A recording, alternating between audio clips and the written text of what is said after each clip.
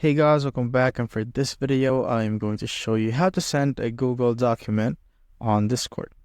So first, what you want to do is open up browser and go to Google Docs. Once you're here, you just need to click on the share button right here and open that, and make sure that you could set it to anyone with the link, or if not, you could just go restricted and add people that you want to share this with. So if you want to share this with your friend, make sure that you get their email and put it here on the search bar here. For me, I'll do it with anyone with the link. So now you just need to copy the link, click on done, go back to Discord, go to a channel, just paste the link just like so.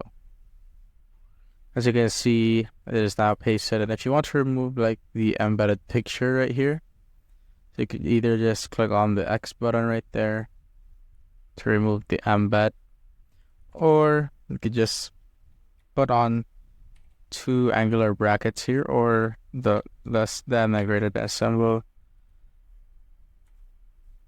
Click on enter. As you can see, the embedded link is now gone.